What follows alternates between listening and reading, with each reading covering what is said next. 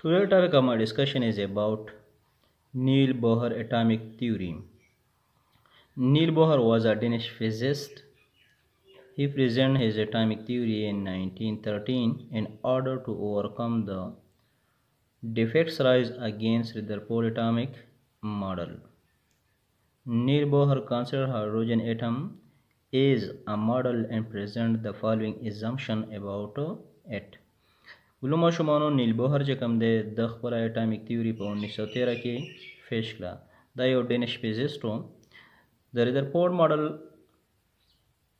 خلاف چې کوم ډیفیکټس رایز شوي د هغې د سال کولو لپاره نیل بوهر خپل تیوري پیش کړه او په دې تیورۍ کې هغه هایدروجن اټم یو ماډل کنسیډر کړو. د هغې متعلق د لاندیني ازامپشن یعنی پوینټ پیش کړو.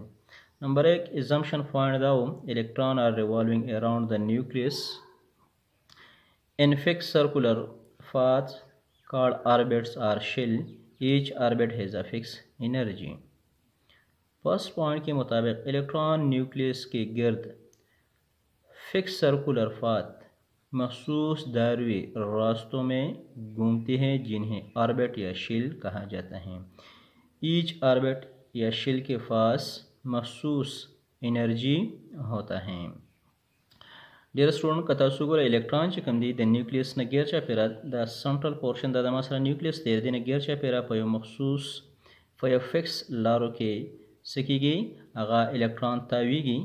ټیک شو. دغه فکس لارو ته یا سرکولر پات ته څه ویلی شي؟ دي ته وایي آربیټ یا شیل. الکترون چې کوم دی د نیوکلیس نه غیر چاپیره په یو مخصوص لارو کې په ګول دایروي راستو کې تاویږي چې هغې ته وایي آربیټ یا شیل. د هر یو آربیټ یا شیل سره یو فکس اماؤنٹ آف انرجی دا.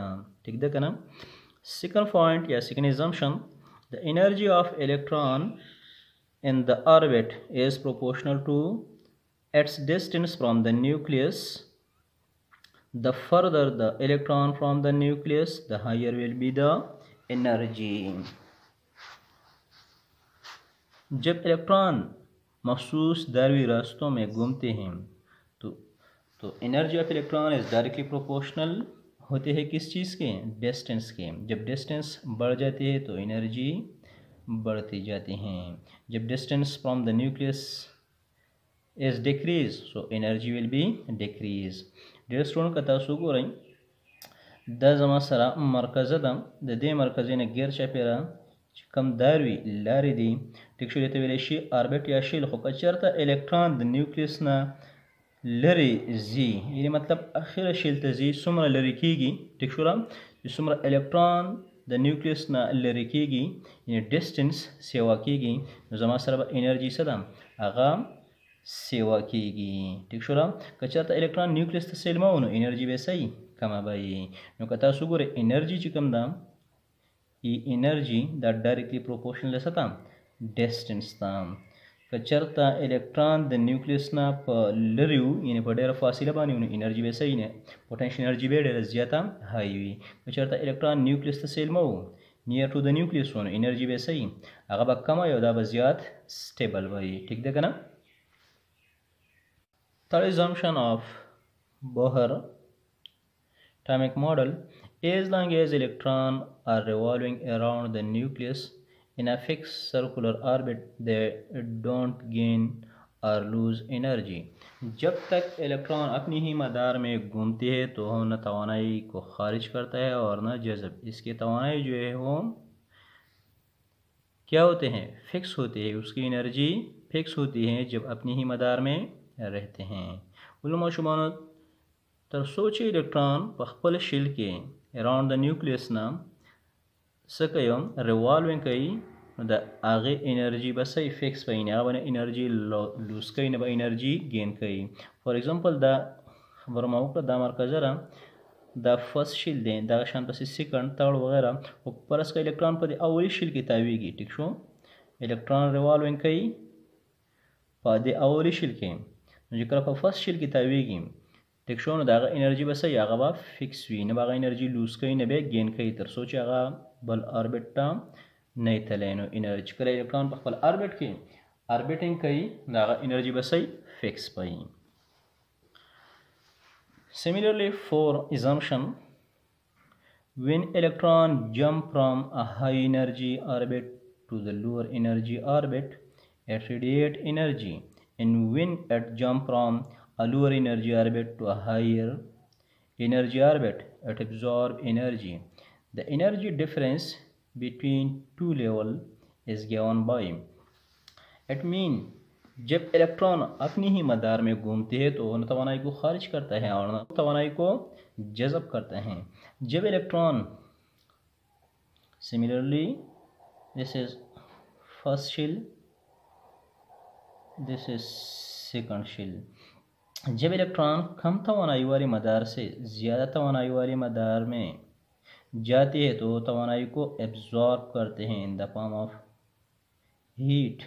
जब electron energy को एब्जॉर्ब करे तो कम तवानाई वाली मदार से ज़्यादा तवानाई वाली मदार में चला जाता है, और जब ज़्यादा तवानाई वाली मदार से वापस कम तवानाई वाली मदार में आता है तो तवानाई को in the form of radiation खारिज करता है।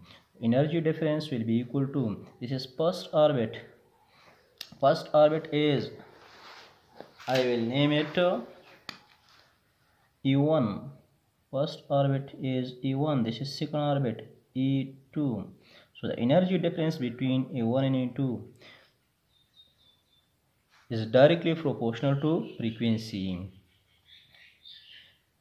Similarly, proportionality the ख़त्म लफारा मसूली को H नो delta E is equal to HV। दे मतलब दारे चिकल इलेक्ट्रॉन द कम तवानाई वाली मदार न ज़्यादा तज़ीन अब एनर्जी से कई एब्जॉर्ब कई, ठीक शो आशन पर हाई एनर्जी लेवल की दा हाईली अनस्टेबल बन दा चिकल वापस राजीन the same amount of energy बस कई खारिज है दल तब एनर्जी से कई लूज कई और चिकल द कम ना ज़्यादा तज़ीन एनर्जी बस कई एब्जॉर्ब कई बा, ठीक शो एनर्जी डिफरेंस चिकम दे अगर असद बराबर दे द E2 माइनस E1 सुमरे जज़ब करी तवानाई छि द E1 नचरत ले E2 था मुझे कला वापस राजी नो एनर्जी डिफरेंस बराबर द E2 माइनस E1 अदा एनर्जी चिकम द लूज कई इन the form of radiation is directly proportional the सदा फ्रीक्वेंसी था एफ से अदा मासर डायरेक्टली प्रोपोर्शनल द फ्रीक्वेंसी था सुमा एनर्जी गैप सेवावी, ठीक शो एनर्जी डिफरेंस सेवावी नस्तासरा फ्रीक्वेंसी से भी सेवावी द प्रोपोर्शनल ख़त्म लफारा मकसूरी को H नो delta E is equal to H V. H जम सरस देदा डियर स्टूडेंट देते वेलेशी एच कम दे देते वेलेशी Planck constant the value of h कम दा मुंगसा बराबर दा 6.626 10 raised to the power minus 34 joule second दादा मा सरस दा वैल्यू दा द प्लैंक कांस्टेंट सदा दादा मासरा वैल्यू दा, ठीक है ना दावा चक्कर इलेक्ट्रॉन द कम तवाइन लाशी ज़्यादा था नो एनर्जी बा एब्जॉर्ब कई करे ज़्यादा ना वापस राशि कम था एनर्जी बस कई लूज कई कम एनर्जी लूज कई इन द फॉर्म ऑफ रेडिएशन दा डायरेक्टली प्रोपोर्शनल से दा फ्रीक्वेंसी था सुमर डेल्टा ई सेवाओ एनर्जी डिफरेंस सेवाओ नो फ्रीक्वेंसी बा सेवाई प्रोपोर्शनलिटी पर मौलिक को एच से द प्लैंक कांस्टेंट है, ठीक है ना। Next assumption of Bohr model, electron can reside in one of the orbit and can't stay in between them। Electron जो है वो एक ही मदार में होगा, मदारों के दरमियान में नहीं होगा। For example this is the nucleus, this is the first shell, this is the second shell. द बोहर द मॉडल मुताबिक इलेक्ट्रॉन जो है वो या तो पहले वाले मदार में होगा या दूसरे या इस तरह और मदारों में, लेकिन जो मदार है शेल है इसके दरमियान नहीं होगा, ये जो खाली जगह नज़र आता है इसमें नहीं होगा। उन मशमून इलेक्ट्रॉन भाई आप E1 शिल की या E2 शिल की या E3 वगैरह देखे भाई वो इलेक्ट्रॉन ची कम दी दाफर दरमियान के नहीं मौजूद, नॉट बिटवीन देम मतलब दे पदेश के बाद नहीं भी बल्कि बस शिल के भाई आप फाउली की आप देम के देखे भाई, ठीक था। Last assumption of Bohr model, the angular momentum of an electron is an integral multiple of h over 2 phi। Angular momentum, what is angular momentum? Angular momentum जमू सरा बराबर दे the لینیر مومنټم او د مومنټم د ارم ضرب ته موږ سویلی شو انګولر مومنټم. کله چې الکترون په دایروي لارو کې موشن کوي دغه د مومنټم ته موږ سویلی شو انګولر مومنټم. انګولر مومنټم ظاهریږي په ال باندې. انګولر مومنټم برابر دی زما سره د لینیر مومنټم کراس مومنټم arms د r برابر دی. صحیح ده کنه؟ نو که تاسو ګورئ L is equal to linear momentum زموږ سره برابر دی. د څه برابر دی؟ ظاهریږي په P کراس r زما سره مومنټم arm دی. نو L is equal to P برابر دی زما سره mv دغه شان r ورسره ملټیپلای کا نو r دا زما سره برابر دی د انګولر مومنټم. ټیک شوله؟ نو انګولر مومنټم چې کوم دی دا به زما سره د انټیګرل ملټیپل به د څه باندې دی؟ h زما سره فلانک کانسټنټ دی. h وختي خبر مو وکړه څه دی؟ فلانک کانسټنټ دی. ټیک ده که نه؟ او ویلیو ده 6.62 10 raised to the power minus 34 جول سیکنډ. دغه شان پای که تاسو وګورئ دا زما سره سرکمفیرنس اف د سرکل دی.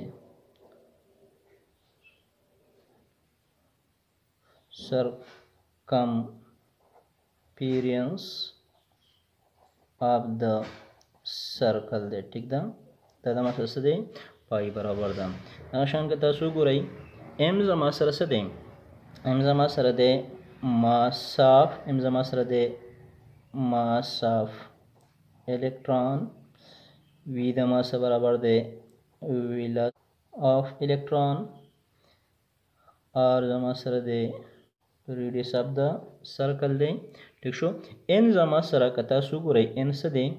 n زما سره یو نمبر دی 1 2 3 and so on یو نمبر دی. دا وایي زما سره angular momentum is the integral multiple of h over 2 pi. مطلب دا دی angular momentum چې کوم دی ادي ویلو به زما سره څه برابري؟ د n به برابري. n مطلب دا دی چې دا به یو سپیسیفیک نمبر وي، یو فکس کوانټایز وي. مطلب یې دا دی چې یا به 1 یا به 2 یا به 3 یعنی په ریشو کې باندې په فریکشن کې باندې یعنی 1:2 یا 2:3 وغیرہ به نه وي، ځکه چې د هر یو اوربټ یو فکس اماونټ اف انرژي ده. ټیک شو؟ دغه شانته کې چې کله یو الکترون ته اکسایټ کې بل اوربټ ته وړي نو هغې به یو فکس اماونټ اف انرژي ورکوي. لهذا زما سره څه ده؟ کوانټایز ده. نو انګولر مومنټم سره زما سره کوانټایز دی. ټیک ده؟ هغې ویلو زما سره برابر ده د NH over 2 زه امید لرم تاسو په دې پوه شوي. تاسو مهرباني وکړئ زموږ چینل لایک کړئ، سبسکرایب یې کړئ، ملګرو سره یې شیر کړئ.